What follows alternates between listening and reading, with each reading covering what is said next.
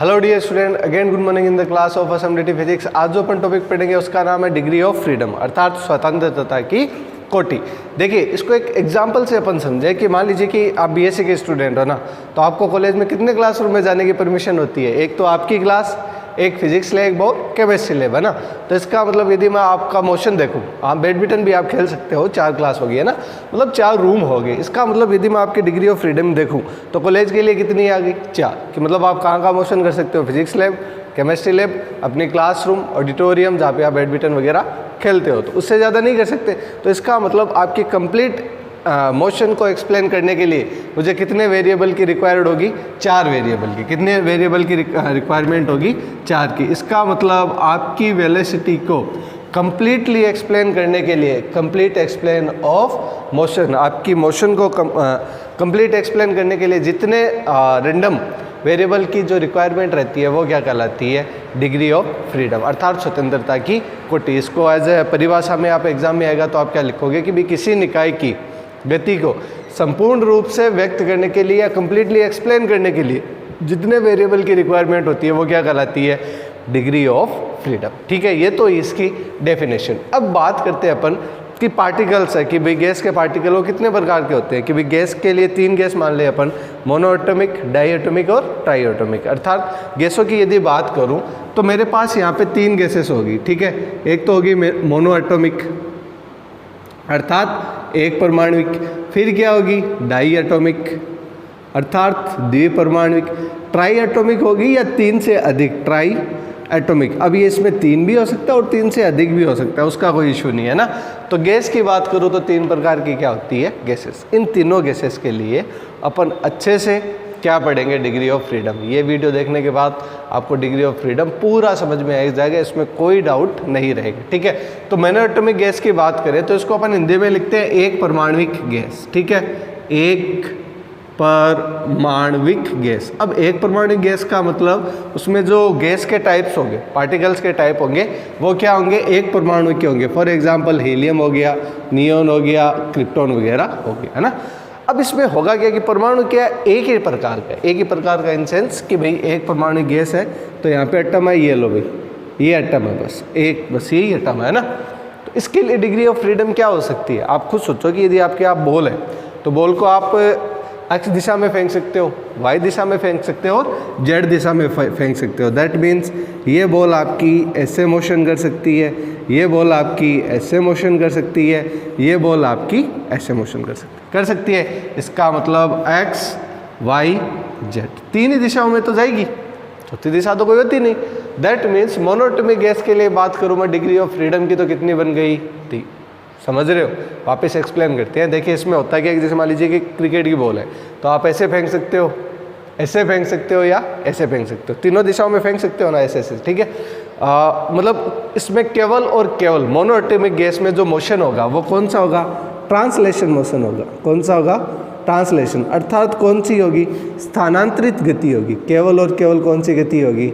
स्थानांतरित। अर्थात इसमें रोटेशन वगैरह नहीं रहेगा। ठीक है, तो इसका मतलब मोनोएटॉमिक गैस के लिए जो डिग्री ऑफ फ्रीडम आई वो कितनी है? 3। तो यहाँ पे अपन लिख सकते हैं एक परमाणुविक गैस के लिए यदि DOF की मैं क्या करूँ बात, तो कितनी आ गई? 3 आ गई। और वो भी कौन सी? ब्रैकेट में लिख देते हैं ताकि आपको याद रह जाएगा। ब्रैकेट में अपन लिख देते हैं कौन सा? ट्रांसलेशन वाला, ट्रांसलेशन वाला अर्थात स्थानांतरित गति। इसमें घूर्णन नहीं आया, इसमें कंपन नहीं आया। अब स्थानांतरित गति कब होती है? तो किसी भी गैस में स्थानांतरित गति जब होगी जब आप उसको एनर्जी देते हो बट बहुत नॉर्मल सी, अर्थात एट नॉर्मल टेम्परेचर पे। ये कुछ आपके लिए एक्स्ट्रा हो जाएगा, मतलब ये अच्छा है, आपको नया सीखने को मिलेगा। एट नॉर्मल टेम्परेचर अर्थात रूम टेम्परेचर बोल सकते हो ना, कि आपने उसको थोड़ी सी क्या दी? एनर्जी दी, तो एटम्स क्या करेंगे? केवल और केवल ट्रांसलेशन मोशन ही करेंगे। ठीक है, तो बस मोनोएटॉमिक गैस के लिए अपन को क्लियर हुआ। अब अपन बात करते हैं किसकी? डाईएटॉमिक गैस की, है ना। तो डाईएटॉमिक गैस के लिए अपन बात करें तो अपन जानते हैं कि डाईएटॉमिक गैस के लिए यहाँ पे बना लेते हैं साइड में डाईएटॉमिक गैस। अब डाईएटॉमिक गैस के लिए क्या कंडीशन होती है?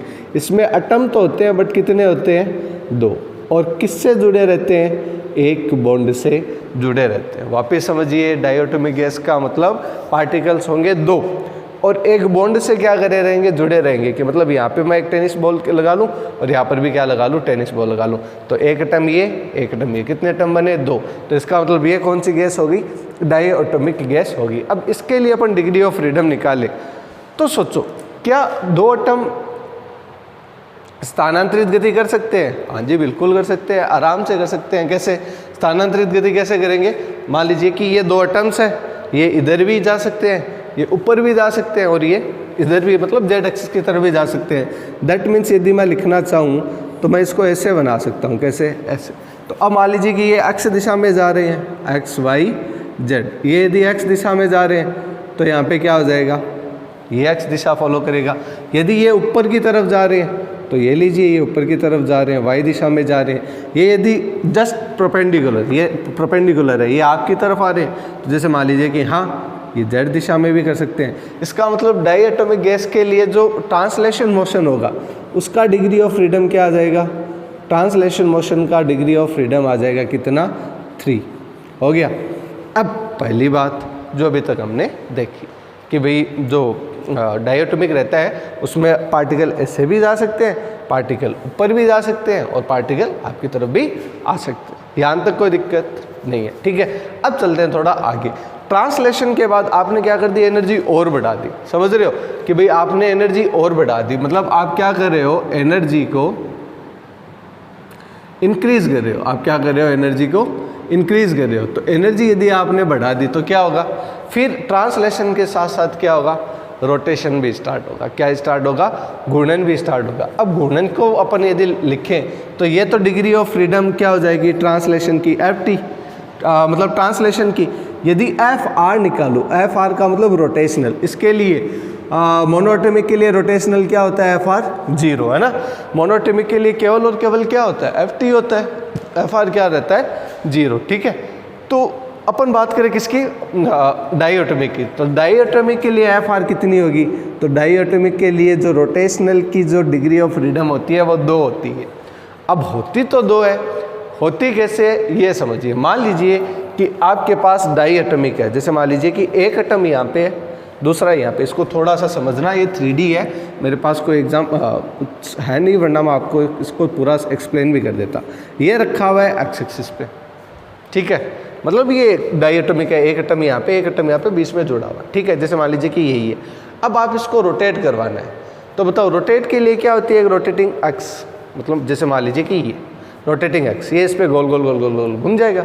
इसका मतलब रोटेशन मैं 2D के लिए बात करूँ तो कितने एक्सिस के लिए होगा, सर ये एक्सिस एक्स है ना, ये देखो स्टूडेंट, ये एक्स है ना, तो ये मैं रोटेटिंग क्या मान लूँ, एक्सिस मान लूँ, तो इसके इर्द गिर्द ऐसे गोल गोल क्या कर सकता है, घूम सकता है। अर्थात ये वाई एक्स के अलोंग, भाई रोटेशन की एक्सिस कौन सी हुई, आप ही देखो, ये रोटेशन एक्सिस होगी, इस रोटेशन एक्स के अकॉर्डिंग गोल गोल गोल गोल घूम सकता है। कौन सी एक्स बनी, वाई एक्स, इसके अकॉर्डिंग देखो ये गोल गोल घूम रहा है, पहली बात।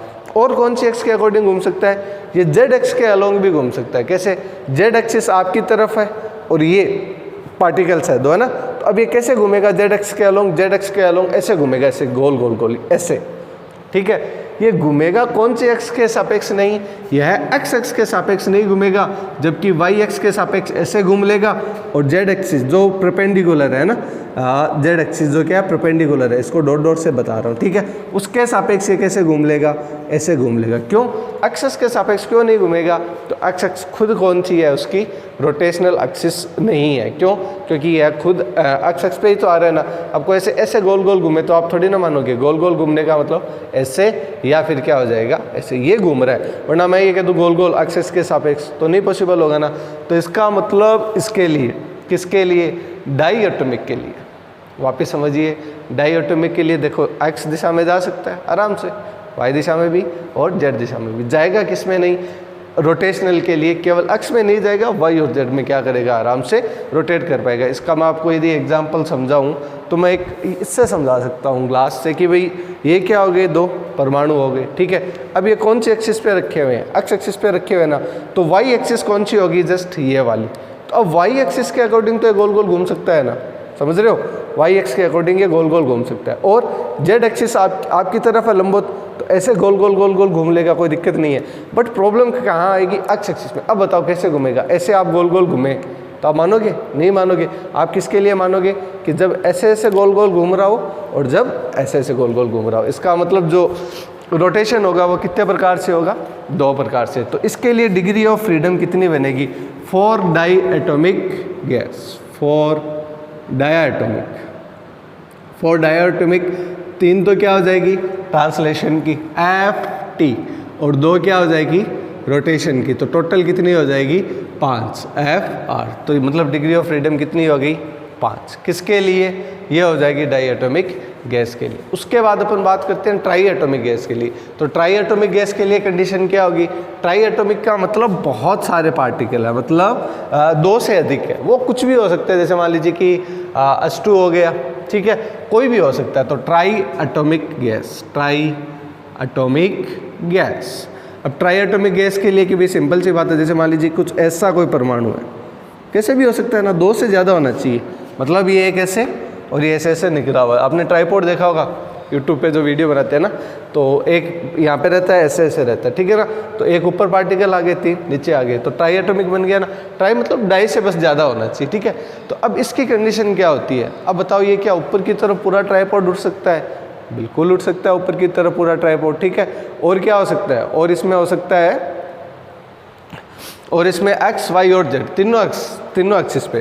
जैसे मान लीजिए कि मैं यहाँ पे बना लूँ एक्स, यहाँ पे बना दूँ वाई और यहाँ पे बना दूँ जेड, तो ये पूरा का पूरा ऊपर उठ सकता है, पूरा का पूरा इधर आ सकता है और पूरा का पूरा आपकी तरफ आ सकता है। तो इसके लिए जो डिग्री ऑफ फ्रीडम होगी क्या होगी, डिग्री ऑफ फ्रीडम।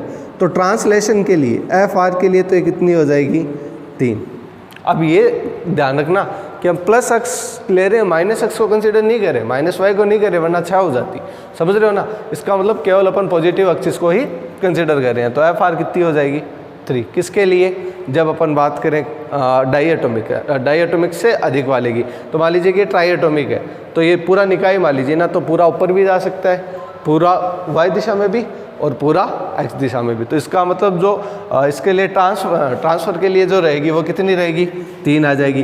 फिर रोटेशनल की बात करें FR की, तो रोटेशनल भी इसमें कितनी रहेगी 3। अब सर इसमें रोटेशनल 3 कैसे रहेगी, उसमें तो 2 थी ना। तो रोटेशनल के लिए क्या होता है, जैसे मान लीजिए कि ये 2 नीचे 3 परमाणु है, ये वाई के सापेक्ष तो ऐसे घूम जाएंगे, ठीक है। अब ये इसको आप ऐसे कर दो तो जेड के सापेक्ष ऐसे और एक्स के सापेक्ष भी ऐसे। इसका मतलब ये कि ये तीनों एक्सिस में क्या करेंगे, रोटेशन करेंगे। तो डिग्री ऑफ फ्रीडम किसके लिए, ट्राईएटॉमिक के लिए कितनी हो जाएगी, आप डिग्री ऑफ फ्रीडम हो जाएगी 3 और 3 6। तो डिग्री ऑफ फ्रीडम कितनी होगी 6। 3 कौन सी होगी ट्रांसलेशन की और 3 क्या होगी ये गुणन वाली। अब मेन इंपॉर्टेंट चीज़ ये है कि हमने जितना भी टॉपिक पढ़ा है ना, उसमें हमने वाइब्रेशन एनर्जी को क्या किया है, वाइब्रेशन अर्थात कंपन को हमने क्या माना है, नेग्जिबल। अर्थात हम ये कंसिडर करके चल रहे हैं कि हम इतनी एनर्जी नहीं दे रहे कि एटम्स क्या करें, वाइब्रेट करें, अर्थात कंपन करें। यदि कंपन भी अपन माने तो इसकी जो डिग्री ऑफ फ्रीडम वो किससे ज़्यादा हो जाएगी, 6 से ज़्यादा हो जाएगी। एग्जाम में आपको क्वेश्चन पूछ ले कि यदि कंपन को नगण्य माने तो ट्राईएटॉमिक के लिए डिग्री ऑफ फ्रीडम कितनी होगी, 6। कंपन को नगण्य माने तो डाईएटॉमिक के लिए जो डिग्री ऑफ फ्रीडम होगी वो कितनी होगी, 5। कंपन को नगण्य माने तो मोनोएटॉमिक के लिए जो डिग्री ऑफ फ्रीडम होगी वो कितनी होगी, 3। कंपन को नगण्य माने। अच्छा 1D में कंपन नहीं होता, कंपन केवल किस में रहता है, 2D में, ठीक है। क्योंकि कंपन के लिए 2 परमाणु चाहिए, है ना। 2 परमाणु जब पास आते हैं, जब दूर जाते हैं तो कंपन होता है। कंपन मोनोएटॉमिक में होता ही नहीं है, ठीक है ना। इसका मतलब यदि अपन एनर्जी और बढ़ा दें कि रोटेट तो कर ही रहा था, घूम तो रहा ही था, लेकिन घूमने के साथ साथ फिर क्या करेगा, बीच में स्प्रिंग मान लो, ये दोनों एक दूसरे के पास आएंगे तो ये क्या हो जाएंगे, ये लो पास आ जाएंगे। फिर ये एक दूसरे से दूर जाएंगे तो दूर जाएंगे तो ये लो कहाँ चले गए, दूर चले गए। तो ये क्या होता है, कंपन, पास आना दूर जाना। अच्छा कंपन के लिए भी स्वतंत्रता की कोटि कितनी हो जाएगी, 2 और जुड़ जाएगी ना। 2 मतलब पास आएंगे तो पॉजिटिव, दूर जाएंगे तो नेगेटिव, ऐसा, ठीक है। तो इसका मतलब वाइब्रेशन को अपन क्या नहीं करें, कंसिडर नहीं करें, अपन केवल और केवल क्या करें, रोटेशनल और ट्रांसलेशन के लिए कि भाई 1D है तो कितनी 3, और 2D है तो कितना हो जाएगा डिग्री ऑफ फ्रीडम 3 और 2 5, और 3D है तो कितना हो जाएगा 3 और 3 6। बस आपको यहाँ पे थोड़ा डाउट रहेगा कि सर उसमें तो आपने 2 लिया था, इसमें रोटेशन के लिए 3 क्यों ले लिया। तो आप खुद स्ट्रक्चर बनाना, आपको इजीली समझ में आ जाएगा कि भाई घूमने के लिए, ठीक है। अब 2D है तो वो तो एक्सिस पे ही है ना, इसके जैसे कैसे घूमेगा, उसमें भी एक परमाणु ऊपर होता तो उस परमाणु को पकड़ो फिर इन दोनों को घुमा दो तो घूम जाता है ना, तो ये रहता है, ठीक है। तो ये कौन सा हो गया, degree of freedom. I hope student आपको ये वीडियो पसंद आया हो। यदि वीडियो पसंद आया हो तो चैनल को सब्सक्राइब कीजिए या वीडियो को शेयर कीजिए, ताकि जिस स्टूडेंट के भी इसमें डाउट हो तो वह क्या हो सके, क्लियर हो सके। Again thanks for this video watching.